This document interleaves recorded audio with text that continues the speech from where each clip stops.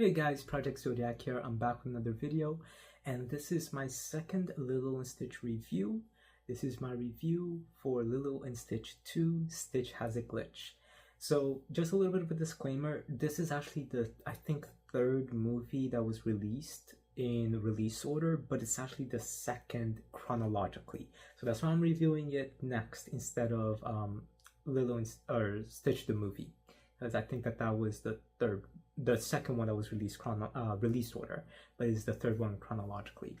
So this one I'm very excited to talk about because this is so good, this movie, and I have a lot to say about it. I'm not going to go too much into a big rant with it, especially because I am recording this right after my Lilo and Stitch 1 review, and then I'm going to have to record Stitch the movie's review right after this one as well.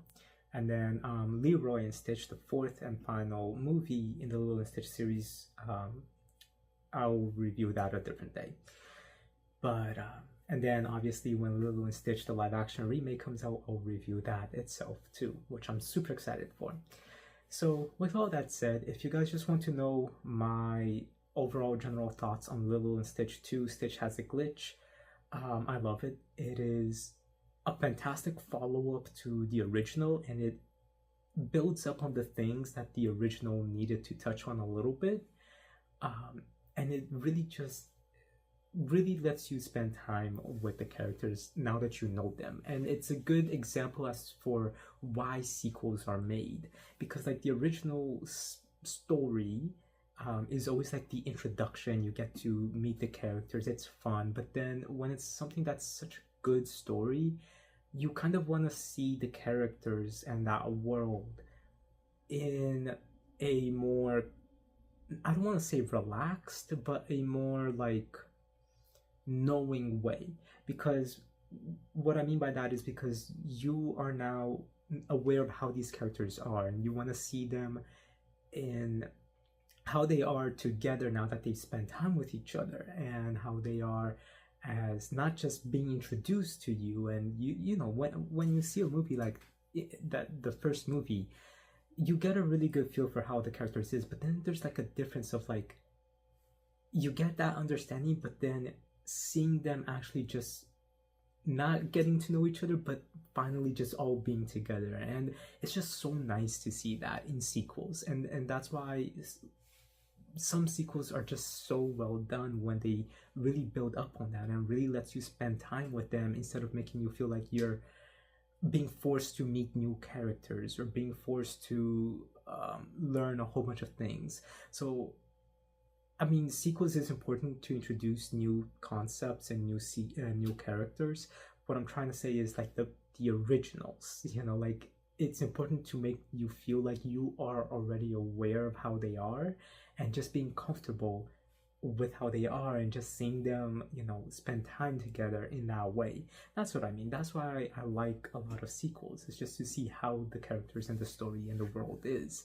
And then whatever new concept they're introducing, new characters and things like that, obviously, which would then need sequels in order to like flesh out those characters as well. So what I'm trying to get at is this movie does all of that perfectly, and this is a fantastic sequel. It really builds up on the lore. It really builds up on information that was not told in the original. So it's fantastic. So I really recommend watching this one. I would say it's almost just as good as the original. And the reason why I say that is as in like almost just as fantastic, just because they're both so good in so many ways, but the original just has so many iconic moments that I feel like the sequel doesn't have too many iconic moments for. There is a few, but like in terms of imagery and moments, I really feel like the original has that a little bit more. So that's why it's just like a 0.5% better than the sequel. But now going into my overall actual in-depth thoughts, let's just quickly talk about the animation. The animation is still fantastic. It's great. It's, you know, it's impressive that it was a direct-to-video sequel. Not saying that those are bad, because I know a lot of people hated the sequels to the animated movies that Disney made, the ones that were direct to video.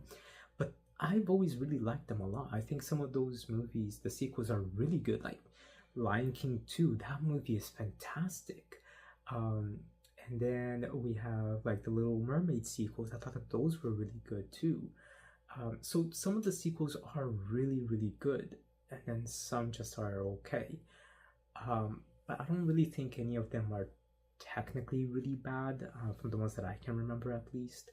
But you know, I have to rewatch a bunch of them and see some I haven't seen before. So, but yeah, this movie handles that all really good. It's a fantastic sequel with the animation being so well done. I think it's almost on par with the animation for the original, if not as like the same kind of really good animation, like just super close to it as well. Like it's just so good.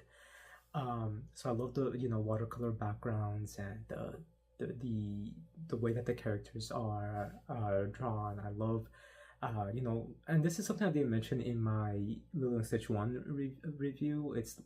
I just love the way that the character models are drawn, because like the character designs, they're realistically proportioned, and I thought that that was really nice. Like you see a little bit of belly fat, you see a little bit of chubbiness in the arms, you see bigger thighs or bigger biceps, or but not because it's trying to be muscular. It's just like regular not muscle, sorry, regular human fat that people have.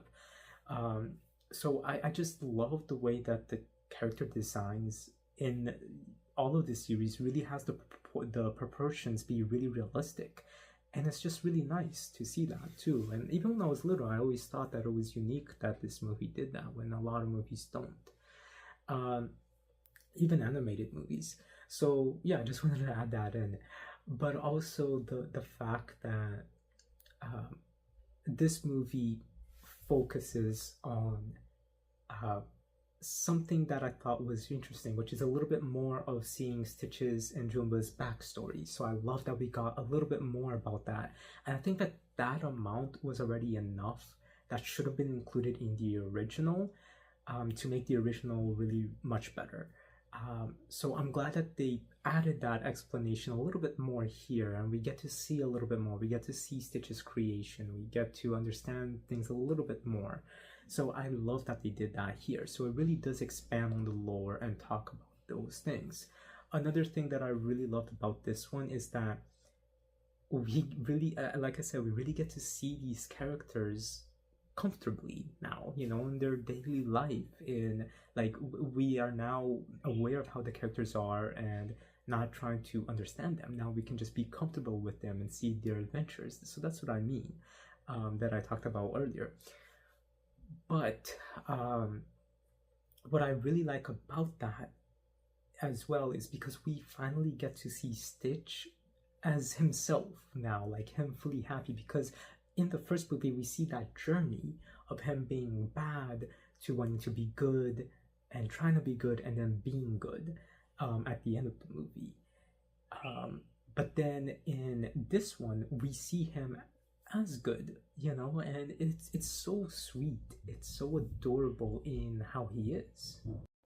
So I just love how they handled that, because we get to see Stitch as himself, and then we really get to see him being himself with Lilo, and the way that they are is just, it's even better than how they were in the original. And that's one thing that I love about this, and that's why, as I mentioned, seeing sequels with the characters more comfortable already with each other, that's why it's so nice, and that's what makes a sequel work really good.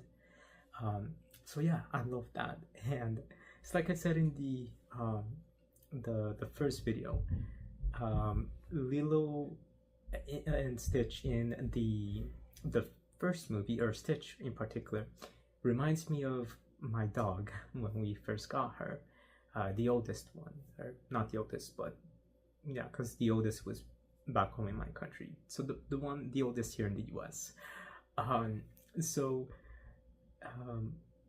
So Stitch in the first movie reminds me of how my dog was, and then Stitch in the second movie, he reminds me of how her son is, and how me and him are. So it's just very sweet in that sense for me because Stitch kind of reminds me of myself, but he also reminds me of my dogs. So yeah, I just always thought that that was a kind of like a connection with me and the movies. But yeah, in terms of what this movie does differently is that, like I said, we get to know more about Stitch and his whole DNA and how he was made. And part of that is kind of him malfunctioning because he's not fully built. Like he's not fully uh, like I don't want to say registered, but like his body isn't fully developed. Let's say it like that. I think that's the best way to say that. So his body starts having a meltdown, and we find out why it wasn't fully developed. And it kind of goes back to Stitch having glitches and freaking out, and and causing conflict. And I thought that that was really good because not only does it enhance the story and builds up on the lore and feels respectful to what came before. And I think this is like set just a couple of weeks or a couple of months after the first movie ends, so it's very close to it. So it's just really nice though to see that build up, and it doesn't feel like it's something random. It feels like it's a natural extension of everything that came in the first movie. But in terms of that, I think that my only complaint with it is, that the way that they kind of do it is they could have handled it a little bit better. Because Jumba and Bleakley know what's going on with Stitch, but they don't tell Nani, they don't tell her boyfriend, they don't tell Lilo, they don't tell anybody. So then you have this whole drama and conflict for no reason at all when they could have just explained to them what's going on with Stitch and that Stitch isn't being bad on purpose. So I think that that's really just my biggest complaint with the plot, is that it just felt like it made no sense that they had this drama with Lilo and Stitch when it could have just been addressed. They could have still had that drama, just simply having, Lilo being frustrated that the device isn't ready and she's just yelling at Stitch. And again, they could have done it with the conflict, but with Lilo already being aware. And it's sad too because like Lilo can easily tell that something is wrong with Stitch, but she doesn't like really care too much.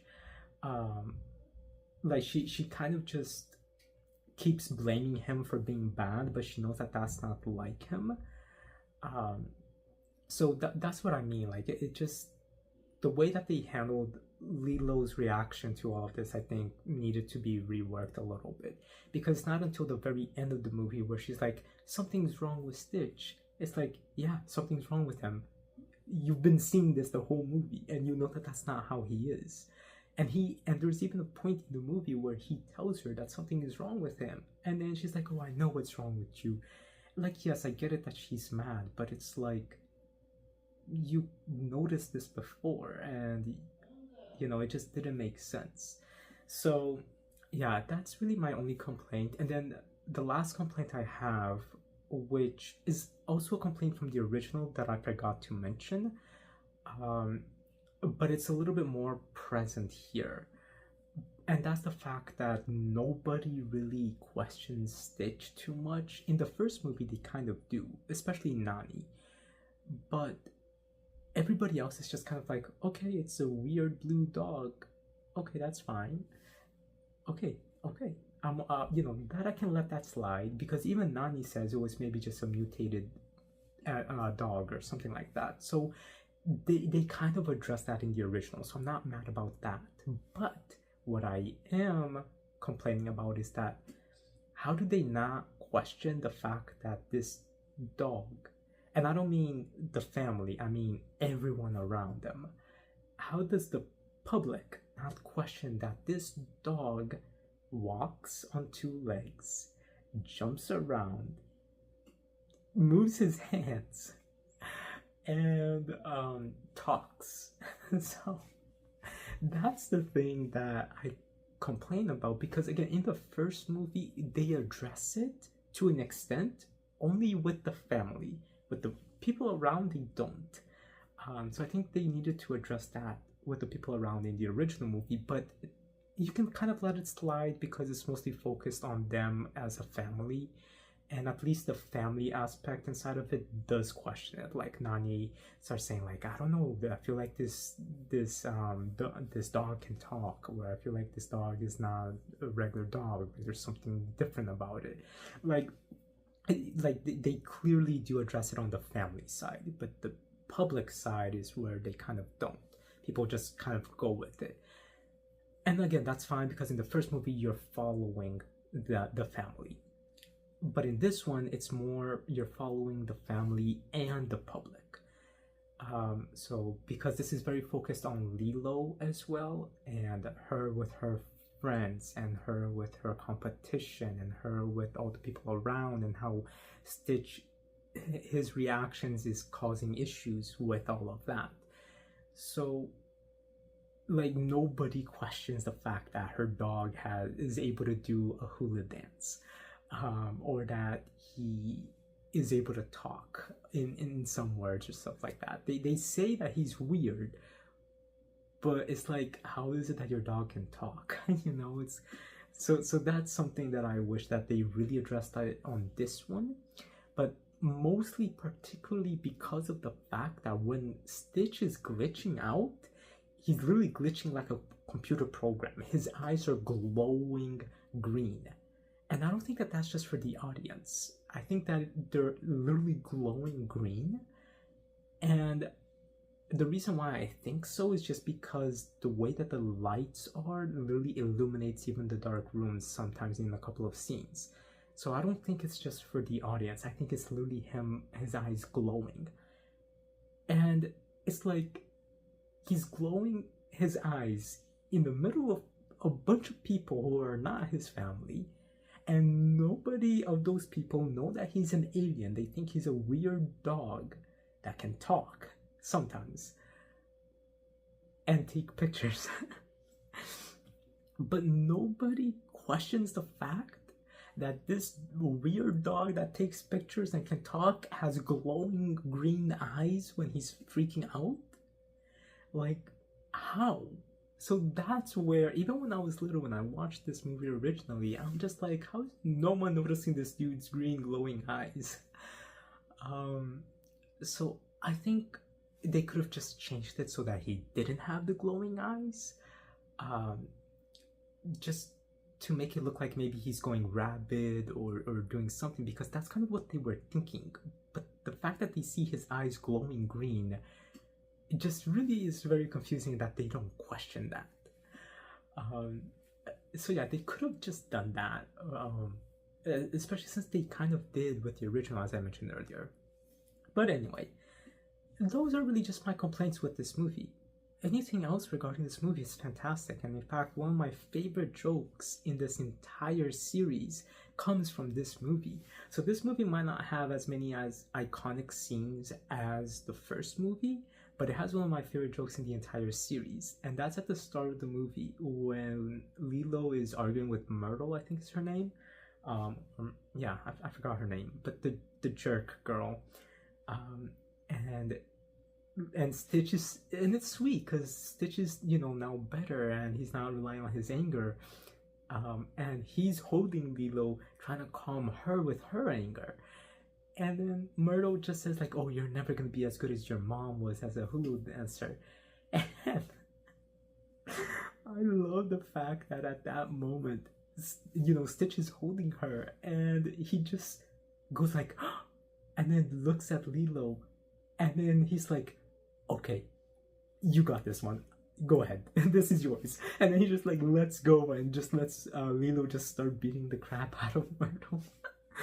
It's just like, hey, no, you gotta be nice, you gotta, you know, hold your anger. And then as soon as Myrtle says, oh, you're never gonna be as good as your mom as a dancer, and then Stitch is like, no, Okay, Lilo, go. You can fight her. It's like I just love that reaction so much, and that's what I mean. Like their relationship in this movie is just so good.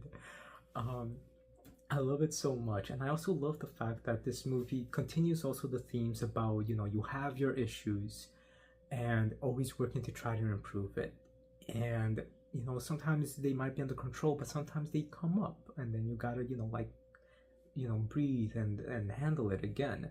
That could be for depression, that could be for anxiety, that could be for stress, that could be for anger, that could be even for hyperness. Like some people get so hyper, and sometimes they gotta calm down a little bit, and they're like, all right, I'm jumping all over the place, let me calm down a little bit.